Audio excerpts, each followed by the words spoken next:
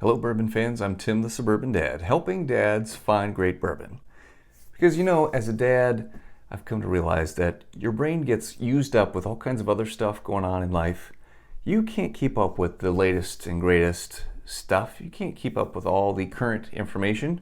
My oldest son, age 6, is getting ready for Halloween, and until about 2 weeks ago, I didn't have any clue what his costume was. I'd seen it. I didn't know who it was. By the way, it's an imposter from Among Us, apparently. Blue guy. I don't know.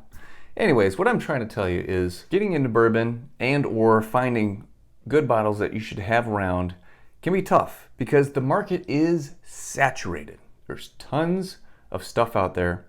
So today I've got a list of 5 bourbons that every beginner should have. If you haven't tried it, you should. And a couple other whiskeys that I think are really great that you should check out as well. So let's get to it.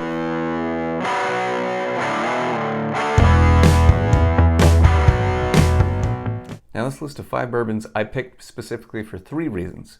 For drinkability, in other words, 100 proof or less. I don't want you guys burning your throats out on cask strength stuff just yet. It's delicious, but you're probably not ready. Trust me. Availability, you should be able to find it easily just on the shelf anywhere. Affordability.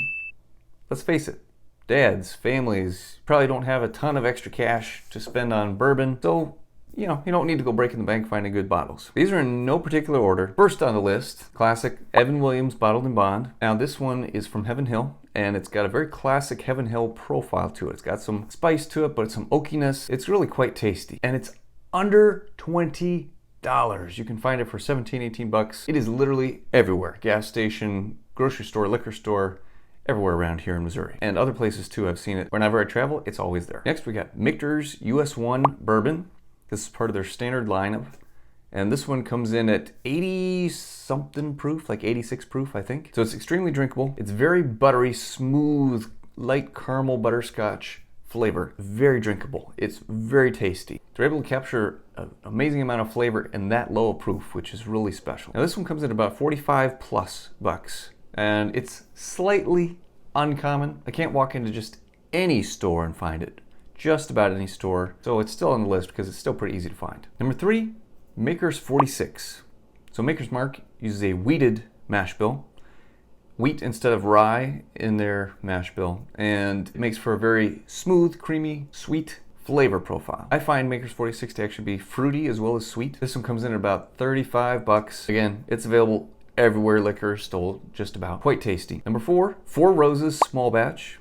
Now, not to be confused with the Small Batch Select, which is about double the price, almost. Four Roses uses a high rye mash bill, and it makes for a little bit more spice, baking spice on the taste, which adds a nice balance, I think, to the sweetness of the bourbon. Another reason why I'm picking all these 5 bottles is they come from different distilleries, so you get to kind of expand your palate and your taste buds, find out exactly what you do and do not like. So you can determine, oh yeah, I like this expression from this brand so far.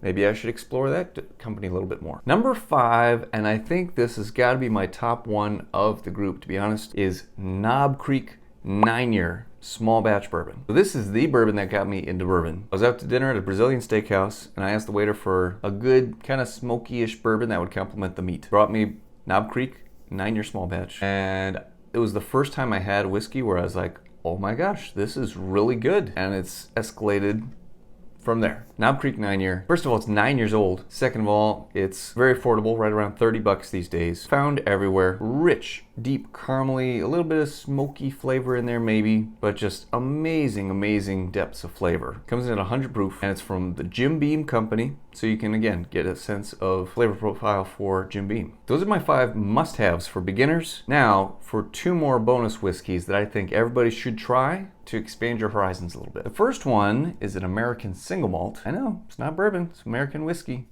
American single malt from Balcones, Texas company based out of Waco. They are amazing at American single malts. Lineage in particular is very affordable. It's right about 40 bucks, and it's just extremely fruity, and it's a nice sweet whiskey.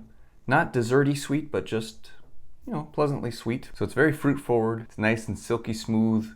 Very easy to drink, very tasty. I think it's about 90, 94 proof, something like that. The last one for today is Old Dominick Straight Tennessee Whiskey. They're 85 proof. This one, I was shocked, folks.